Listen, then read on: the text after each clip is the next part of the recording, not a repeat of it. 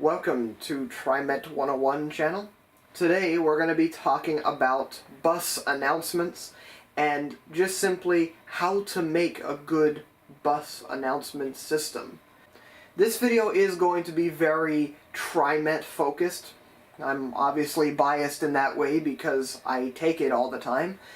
But if you're in a transit agency that is not Trimet and want to see what I think and just simply tips and tricks to make your announcements better, because I do think that that is an underappreciated part of transit, is being able to see and hear where you're going so that you can be more comfortable with routes you're not familiar with, which encourages more ridership.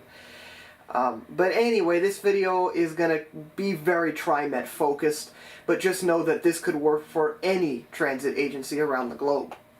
Now, I get it. It's just a bus. It's not that exciting. I mean, all the buses look the same, right?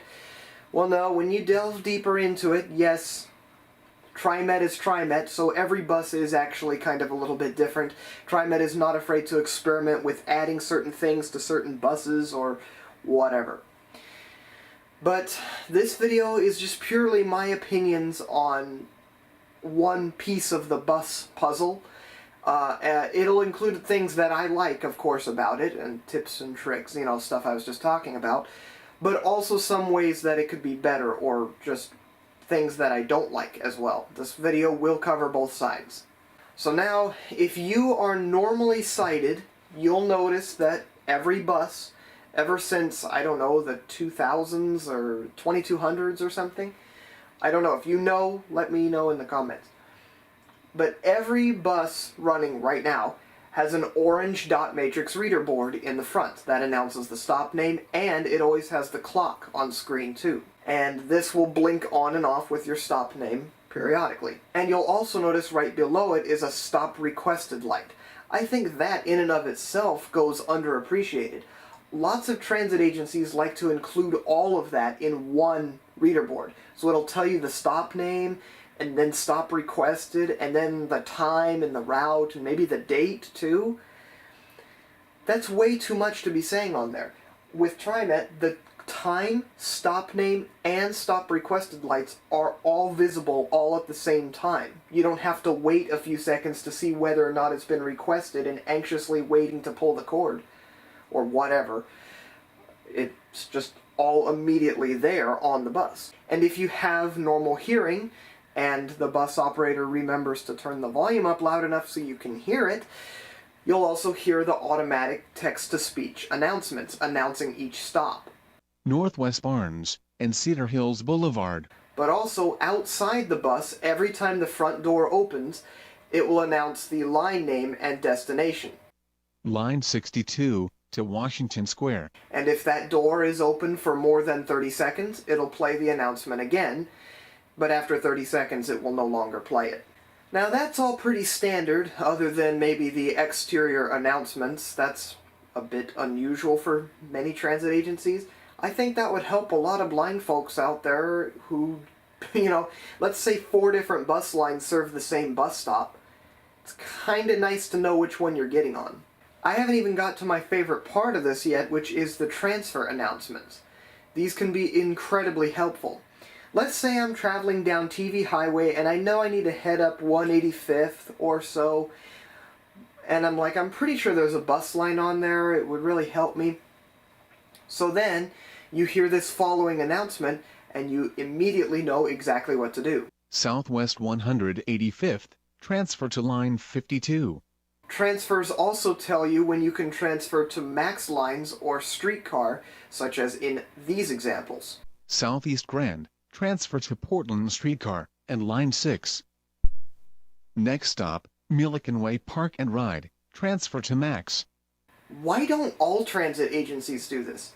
This has been incredibly helpful in the past. If you're not familiar with an area and you're taking a bus line through here and you know maybe 1 or 2 lines that already go through that area, and you're not really sure exactly where the transfers for those are, this can be incredibly helpful. I have used this to my advantage before.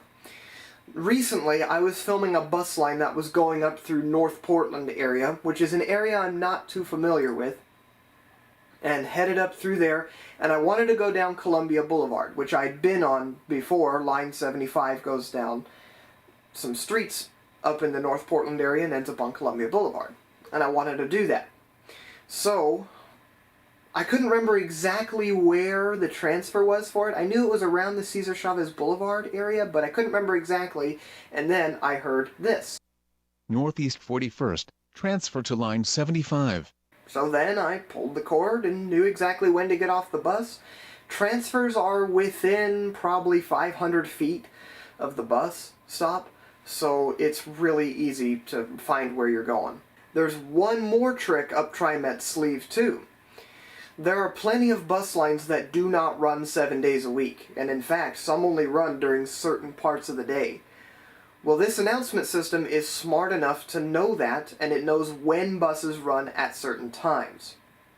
Recently, I filmed the Line 20 bus on the battery electrics, and I filmed it right at the start of the evening rush hour by the time I ended up through a specific stretch of Portland. And so I heard this announcement. Southeast Cesar Chavez Boulevard, transfer to line 66 and 75. The 66 only runs during the weekday rush, so it's a much faster version of the 75, and I was trying to get to the Hollywood Transit Center, and so I hopped on a 66. I only had to wait like 3 minutes. Now the system isn't foolproof. Once you get around maybe 7 or 8 bus lines serving a stop, it just simply says, transfer to other bus lines. Sometimes there is a lot going on, like around the transit mall with buses going crossways, and also because the transit mall spreads over 4 blocks and then there's a MAX station as well. There's a lot going on sometimes, so you'll hear that transfer to other bus lines. Sorry this part went on for so long. I just think it's a very underappreciated part of announcements. It's not just announcing stops and that's it. It's not doing the bare minimum. So now let's talk about how stop names are displayed and read as to not be repetitive. Now this could be for people who are just not really familiar with that particular bus route, or for anybody who didn't already realize this. Let's do the line 62 again. When it begins and leaves the Sunset Transit Center, it turns left onto Barnes Road. And so the reader board will always display the first stop on the road you've turned onto. So in this case, Southwest Barnes and Cedar Hills. But now that we already know that we're on Barnes, every stop after it that it lists, it doesn't say the Barnes at the beginning. So it'll just say Northwest 118th instead of Barnes and 118th, because we already know that we're on Barnes.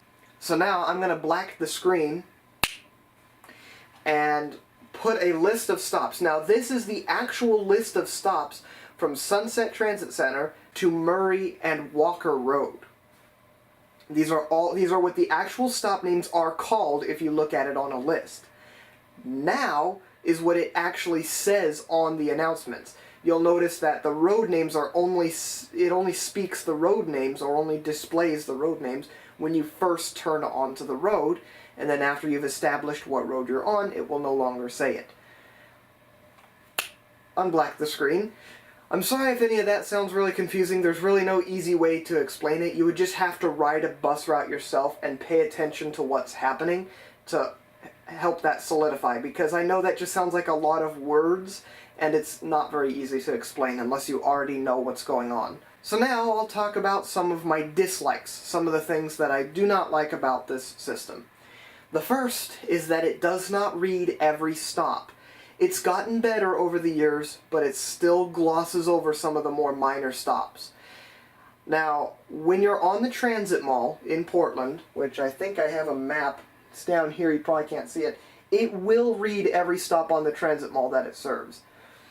But I think the main reason why so many of the minor stops are glossed over and it just doesn't say them is because they are so close together that it just wouldn't really make much sense. It would just be constantly talking. And I don't think Trimet wants that either. Another dislike I have is the lack of bus shelters. Yeah, I think Trimet ought to do better.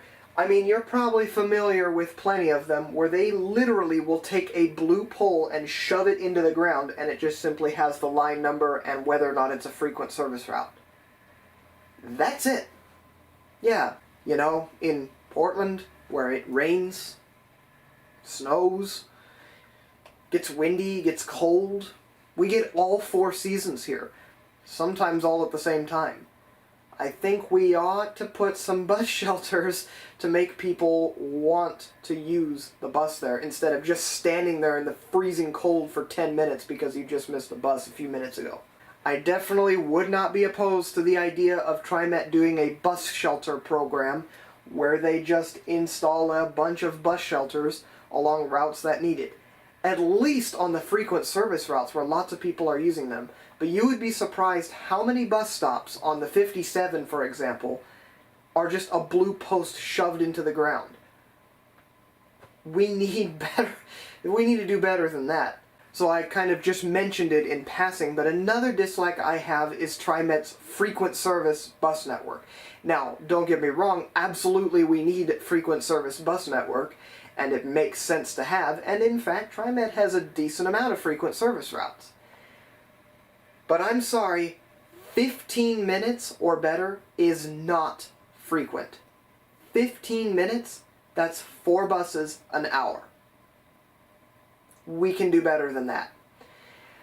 I think I would do 3 different tiers of frequent service. You have the base level frequent service, which is 15 minutes or better, and that would be for routes that are kind of already frequent service but are not designated as such. Something like the 17 Holgate Broadway or the 71 60th Avenue, just to name a few, or if we want to increase frequency on other bus lines too. That would be fine. All the buses currently on the 15-minute frequent service thing, those should be a part of the higher frequency service lines every 10 minutes or better the whole day, no exception. So 10-minute frequent service. That is better. That still can be a long wait, but 10 minutes is a lot better than 15. I mean, if you do the math on that, 60 minutes divided by 10-minute frequency, 6 buses per hour. That's not terrible. And then, for FX service, I think that should be every 8 minutes or better the whole day, and during weekday rush, double that to every 4 or 5 minutes between buses. I know that sounds crazy, and probably to most Portlanders, that's like 4 to 5 minutes. Now, that might be a bit much. Where in the world uses that? I don't know. Check plenty of other transit agencies. Seattle has been doing their rapid ride bus networks, A through F, and they all have frequencies more than 10 minutes at some part of the weekday. I think we can do that here too, no issue. And also in Vancouver, Canada and Toronto, Canada, there are some extremely frequent bus lines through there. We're talking just a couple minutes between buses, and they get heavily used. I would like to see that whole frequency thing improve, but we know it will. It already has since the 2000s and 90s and all that. It has improved, and it will continue to do so. Just never stop hiring operators. You know, if the more operators you have, the better you are with being able to increase frequency like that. It amazes me how busy some of these routes get, and yet we don't have any 60-foot buses in service yet. We will this fall for the FX line. But we need to be focusing on getting some 60-foot buses for other routes too. Like I've said, all the frequent service routes, I believe, should get these new buses. And I talked about the frequent service tiers. I think for the 10-minute service and obviously the FX service tiers of my frequent service thing, all of those should have 60-foot buses, no matter what.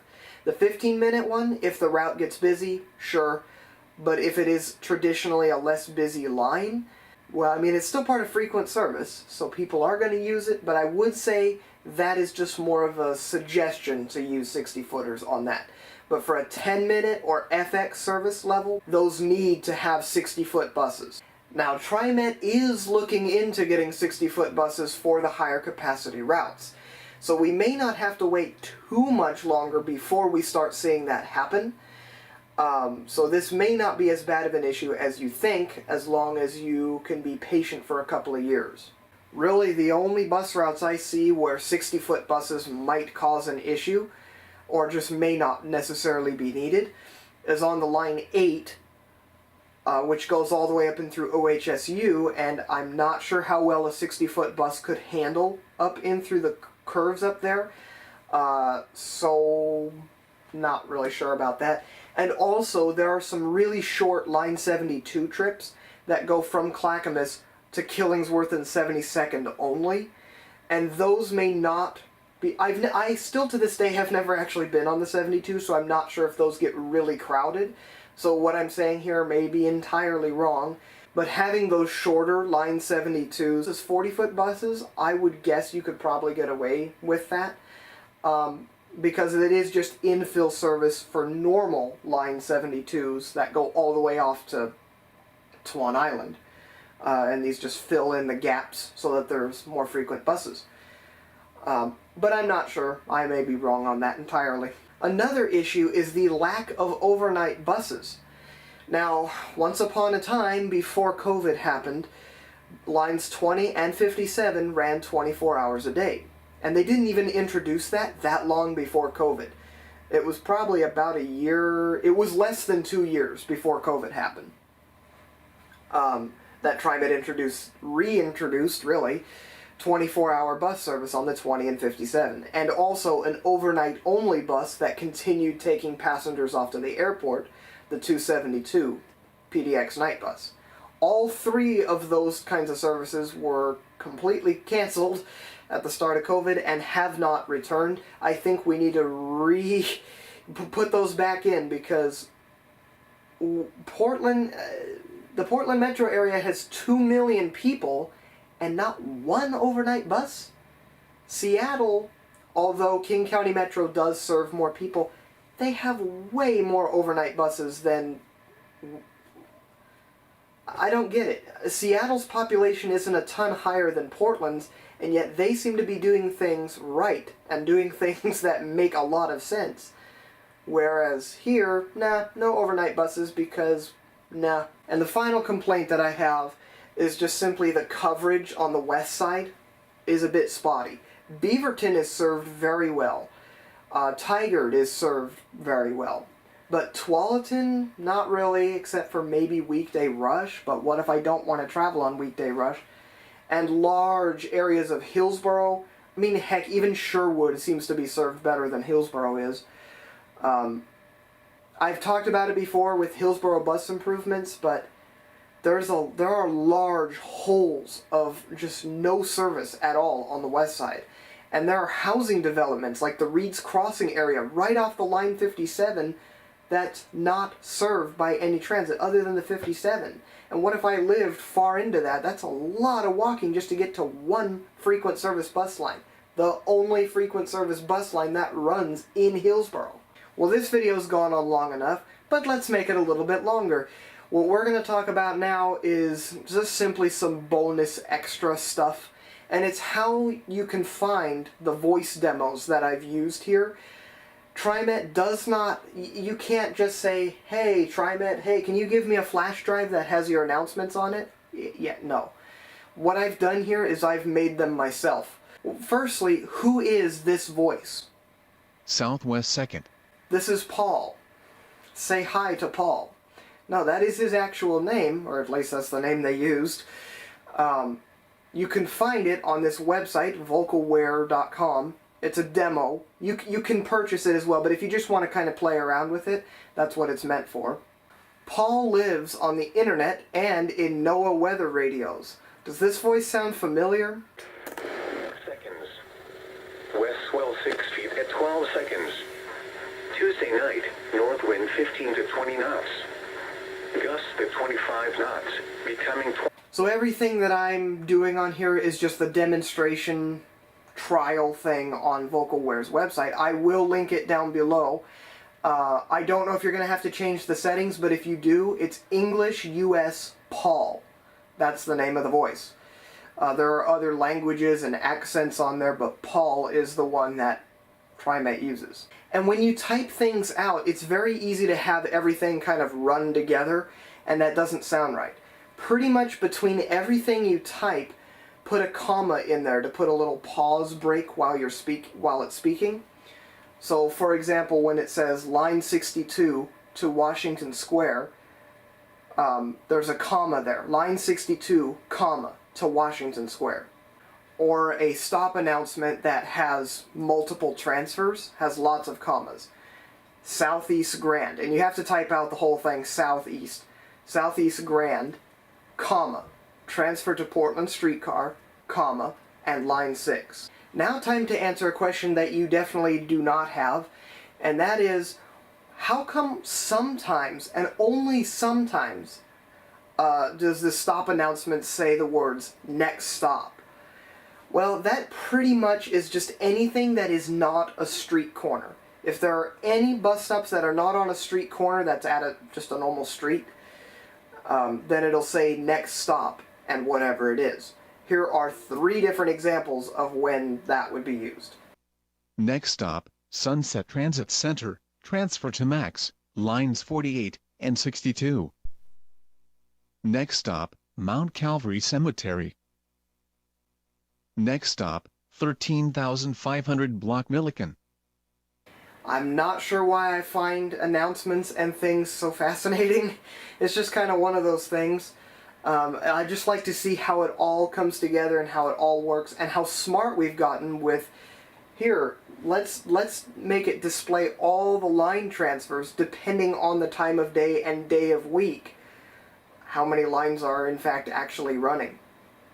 So there are a few other things to talk about, like that it also tells you west transfers and that, you know, it'll only say transfers for a certain line up to 3 times in a row, but anything after that it only says it on the first stop, if that makes any sense. But that's going really deep into this rabbit hole. We need to be getting out of this rabbit hole now. This video went on way too long. Thank you for watching this, and there will be a test Friday.